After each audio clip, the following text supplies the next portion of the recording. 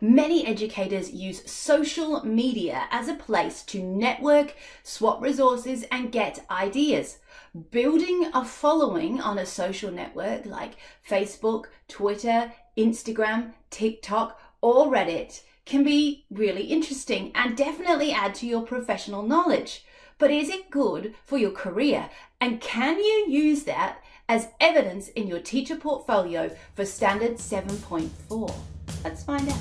Hi, I'm Selena Woodward and I'm an English and drama teacher, university lecturer and with edufolios.org, a big-time reflective practitioner. So how can reflective practice help you grow your teaching skills, fall in love with your profession all over again, and help you nail accreditation and teacher registration with less stress and less work? Well, this is the Reflective Teacher Podcast. Hi there and welcome to today's episode of the Reflective Teacher Podcast. As always, I am your host, teacher accreditation mentor, Selena Woodward. How are you? Where are you on social media? I mean, right now you can find me on Twitter using @TeacherTechno. I have been on there for years. I have collected thousands of followers. I have attended many tweet-ups and Twitter sessions. Oh my goodness, Twitter is one of my favorite social networks. You'll also find me on Facebook. You'll find me on Instagram. You'll find me on TikTok. You'll even find me on Reddit. You might even find me lecturing about how to use social media for personal learning networks at Flinders. I have got countless numbers of new teachers to use social media. But why? So many of us are taught that being online is risky, that social media is a dangerous place. And yet there is a standard in the Australian Professional Standards for Teachers 7.4 that asks us to develop our professional learning networks. Now, of course, there are lots of other ways to do that. We can join associations, we can work in our partnerships, we can work with other sites, and of course that will develop a personal learning network. You may even have one given to you at your current site with whom you plan and work together. However, we don't want to be stuck in the silo of the knowledge just inside one site or inside one group of educators in one geographical location. And the benefits of using social media as a personal learning network are many and varied. So in today's episode, we're going to talk about that. The goal of this episode is to share knowledge, practice networking, and also give you 3 very greatly detailed ideas about how you could use your PLNs in your social media as evidence in your portfolio. So let's start with a question. How do you use social media right now professionally? I want you to comment below this video if you're watching it on YouTube, and I want you to share your Twitter handle, your Instagram handle, your ID on Facebook, or a Facebook group that you love in the comments below. Because by doing that, you're reaching out to new educators to broaden your knowledge and understanding. You are going to connect with others. You could even argue that you would be engaging in a professional learning network by subscribing to us on YouTube, because then you would be, and I've got the standards down here, connecting with an external professional to broaden your knowledge and practice as a teacher. If you watch this video or you listen and subscribe to this podcast, you are subscribing to me as an external professional. And as an external professional, you're connecting with me. If you start to converse with me, we start to swap ideas in comments, in a forum, which is another word that the standards use. Now we are networking, now we are connecting. If other people come and have that conversation in the comments, in the forums, then the network grows. And that is the beauty of social media. That is the beauty of your PLN going global. My goodness, I follow thousands of people all over the world. How do you think I get all this knowledge and understanding so I can share it with you? And yes, social networks can be used as part of your evidence for 7.4. It's actually the main reason that we include social media widgets in the Edufolio's sidebar so that you can demonstrate it. I believe the standard title is 7.4 networking, because it is. That's exactly what social media does. It allows you to network and cover 7.4. Let's move away from Twitter for a minute. Maybe you're a Facebook person. I'm told by the youngsters that Facebook is for old people, so that's definitely me. So Facebook, is that you? What groups do you follow on Facebook? Where do you ask questions about resources? Where do you seek advice about HR and payroll and who to contact about X, Y, and Z? Where do you get advice and support for accreditation on Facebook? Share that in the comments below this video.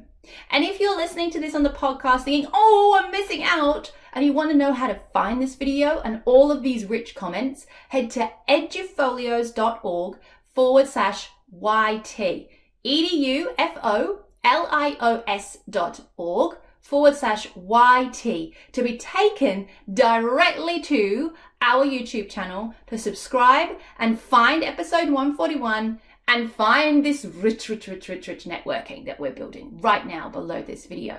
Once you're there, I want you to share the Facebook groups that you are using and enjoying. My new favorite one that I have recently joined is one called Neurodivergent Educators. I am loving finding a group of educators who are neurodivergent, sharing how they cope with their teaching. What does that mean for their understanding of neurodivergent learners? What do they wish was different? How do they use the tools around them to support them? That's been really interesting, and that is a brand new group. Of course, I'm in Adelaide, so I'm also a member of Teachers of Adelaide. You've probably seen me in there. Hello! Sharing ideas and resources all the time and asking questions. I know that there are teacher accreditation forums, for example. I'm in many of those as well. Have you seen me in those? What Facebook groups do you use? Put them in the comments below and let's swap our networks. Let's find each other in these networks and broaden our knowledge and understanding using them. Go, comment. Remember that just subscribing or just being in the group is not networking. It is a kind of a graduate you need to understand what's available. So you could tick the box there. But proficient onwards, it's all about taking part in swapping stories, swapping knowledge and broadening that expertise, okay? So remember to comment. It's really important. You can use it as 7.4. Maybe right now when you look in those comments, you're going to find your new teacher BFF. Who knows? To make the professional conversation even stronger below this video, reply to someone else's comment. Oh my God, yeah, I'm in that group too. Wasn't that conversation about this amazing? Oh yes, it was. My favorite thing was this. Did you notice this resource? I didn't. Oh, well, thank you. I'm going to use that with my year 5s. Look at you go, broadening your understanding. Do you see how easy this is and the massive opportunity that is out there for you if you engage in social media for your personal learning network? Now, we've talked about Twitter, we've talked about Facebook. You've shared and you're networking underneath the video. edufolios.org/YT. Remember, when you get out the car and you want to go see what's going on in the comments. edufolios.org/YT will get you to our YouTube channel. Okay, so you are busy commenting and networking. You've got that. But I want to share with you 3 really cool, easy ways that perhaps you haven't thought of that you could use to expand that and find evidence that you could actually use at any career stage. Okay, we're going to start with Twitter, and I'm going to tell you a story of one person who I know used Twitter as their highly accomplished application, or part of it, I should say. Have you heard of Twitter chats? Now, these often happen on a timetable, which of course I'm going to share in the show notes at edufolios.org/141 and also in the description below this video. There's a whole timetable of Twitter chats. One of the most amazing ones for new teachers is #NT Chat. It's not Northern Territory chat, it's New Teacher Chat. There's also #Aussie Ed, for example. There are lots of them, aren't there? And Primary School Science Chat, there's lots. And often they will run what's called a chat which has questions in it. So someone will host it. For example, I've hosted one in New Teacher Chat before about the ICT general capability. And as that host, it wasn't just my job to participate, it was my job to lead and to give questions to people who were online at the same time to answer. So I make little graphics. Number one, how do you use this? And everybody goes, question one, uses the hashtag and replies. So we're all focused on the same topic. We're all sharing our thoughts, our perspectives, and our resources. So if you head to edufolios.org/141, I'm going to share with you the Twitter timetable. Go through that timetable and find a Twitter chat that aligns with your subject or something you're interested in, maybe one of your growth spots that's coming up in your edufolio, and turn up. Now at the graduate level, you're just going to watch. And that might be what you do regardless, whether you've been teaching for 10 years or no years. You might just start by watching and not saying anything, being what we like to call a lurker. Because at graduate, you have to be aware of what these personal learning networks look like and how you might use them. At proficient, you're going to actually get involved by answering maybe one or two of the questions and maybe even replying to someone else who's already answered a question. So maybe you will reply to the question by saying, oh yes, I do this. You see someone else reply saying, well, I do that. And you reply to them and you start that network. You start talking. Highly accomplished, and I have seen this in portfolios that have passed, you're the one who is asking the questions. You are the one who is structuring the questions, posing the questions, and responding to the people who answer, giving them encouragement, giving them extra support. You're very highly accomplished. You're impacting on them and developing them. At lead, you are probably organizing the speakers and connecting them with the people on Twitter, advertising it, trying to get your colleagues at your site in your local area network into this Twitter chat, and you are measuring the impact that has on a large proportion of staff at your site. Okay, so can you see how this goes from graduate all the way to lead? So head to edufolios.org/141 to get that Twitter timetable and give that a go. It will make an amazing reflection piece, regardless of how far you go. You don't have to host one straight away. But if this is not something you've experienced before, this will be so valuable to you. It will give you some great ways forward and a great opportunity to expand and broaden your network. The second point is about Facebook groups. Again, similar themes.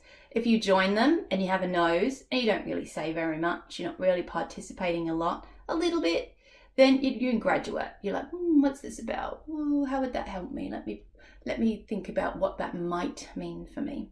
At proficient, of course, you're asking questions, you're answering questions. This is where you get into trouble. If you start trolling and you start saying negative things, then that's the opposite of 7.4. So I will remind you to come from a place of compassion and love, to never shame anyone or make anyone feel awful in there, because that's not a good look. All right. But as a professional with your professional hat on, you can gently guide people to where you think they need to go, you can ask questions, and you can support each other in there. And of course, this is where all those comments that you've been making while you've been watching these videos, all of those great Facebook groups will be really important. Remember to head to edufolios.org/YT to find the video and look through the comments and see which groups we're all sharing.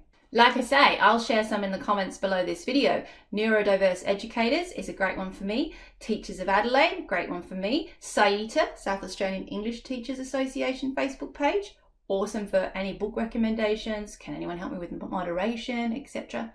And also the buy, swap, sell groups for teachers are great because that's where you can find resources and furniture and things that you might need for your classroom. So have you got any of those? Make sure you comment them below. At HA or lead, you're likely to be creating a Facebook group and you're likely to be managing that, but not just adminning it and just, moderating comments, but actually structuring that. So one of my students from the Evidence Engine last year has created a mentoring group on Facebook where she posts questions around accreditation and she lets people answer those questions and supports them. So she's not just rocking up and creating a group and then doing nothing. She's in there sharing thoughts, sharing advice, sharing resources, and sort of mentoring individuals in that group within Facebook.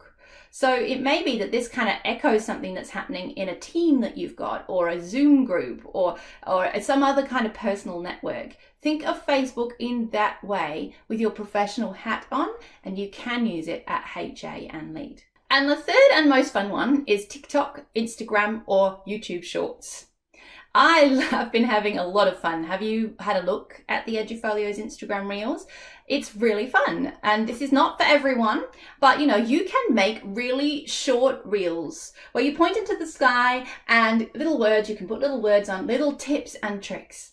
You can share your resources. You can make a video showing how you're doing something. You can take a photograph and just share that on Instagram. Okay, there are lots of ways in which Instagram allows you to share with your network. But in order to 7.4, you've got to network. You've got to go both ways. So you need to be commenting on other people's reels, other people's photos, and swapping ideas back and forth if you want to use that as evidence in your portfolio. Some of you who are listening to this may already have quite a following on something like TikTok or Instagram. So if you're thinking that you want to use this as 7.4 evidence, I want you to consider how you're creating that reciprocal back and forth, and how you are able to measure whether what you're sharing is helping another educator. Are you getting any feedback from these people who are watching your reels? How are you encouraging them to let you know what happened when they put that in? And I know there are ways of doing that. So let me just flick through Instagram right now so you know that I'm not making this up. So let me have a look right down here. Oh, by the way, comment below this video, edufolios.org/YT later, if you have an Instagram or a TikTok or a YouTube Shorts channel. Let us know. I want to connect with you. You can connect with me. Let's start networking. Make sure you share those as well below the video. Okay, so let's have a look. I'm flicking through Instagram right now. So right now, Fun with Phonics, at Fun with Phonics, hi up there, has shared this really cool idea. It's pasta and string. I know we've all done that, like put the pasta on the string for fine motor skills. But what they've done is they've written words on the pasta. So the kids are actually building sentence necklaces. There's a cool idea I could take. Thank you very much, Fun with Phonics. This one, Teaching with a Mountain View. Thank you, Teaching with a Mountain View, has just shared this anchor chart. Now, you're probably aware of anchor charts. If you're not, go find at Teaching with a Mountain View, because she's doing interactive anchor charts and she's sharing how she's doing that with her kids. Sound interesting to you? Might be a great standard 5 assessment piece, bit of an anchor chart that's interactive. That's a good one. So that's at Teaching with a Mountain View. And here we've got at Get Your Teach On. I want to thank you, because at Get Your Teach On has got this great graphic of a fire and she's written I need a reminder to quit setting myself on fire to keep everyone else warm. Quit setting yourself on fire to keep everyone else warm. And all the way around that, it's got like teacher relationships with parents and all these things that we do at our own expense. Just as a reminder that if we're feeling tired today, it's okay to not burn quite so brightly. Sometimes we need those little moments of encouragement to just stop, slow down, take a breath. Thank you so much at Get Your Teach On. I appreciate that. But the key to this, if I'm going to go beyond graduate, is that I'm not just scrolling. I'm thanking. I'm saying, oh my goodness, I'm going to implement that. Or I'm adding and I'm asking questions about how are you implementing these things? What would you do? What do your anchor charts look like? And I'm inviting a conversation. That can happen in lives, that can happen in your reels, in the comments below the reels. And I'm sharing that because I know, as I say, that many of you are on these platforms and you don't understand the goal that you have. Even if you take just the photos you've been sharing and put them into your evidence, you've got such amazing amounts of artifacts. I've already done a whole episode on From Instagram to Artifact. I'll share that in the show notes.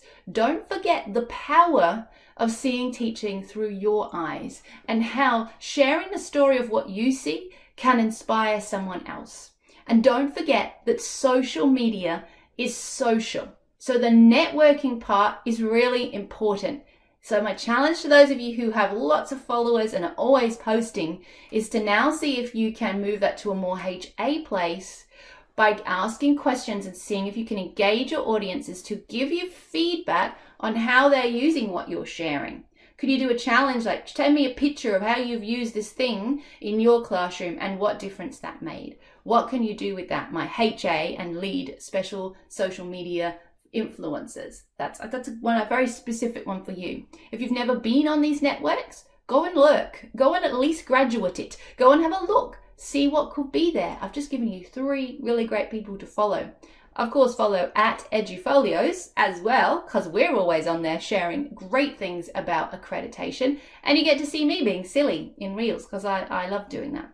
All right, but Reels don't always have to be about dancing around like a loon. I actually enjoy that. They can also be about conversations like this. So think about these social media networks that are open to you and available to you right now. And if you're using them already, consider how they could become part of your evidence. Comment below, what has this brought up for you? Has this given you an opportunity to see things through a slightly different lens? Had you considered that the conversations you are having in these social media spaces could actually be valid evidence for your portfolio?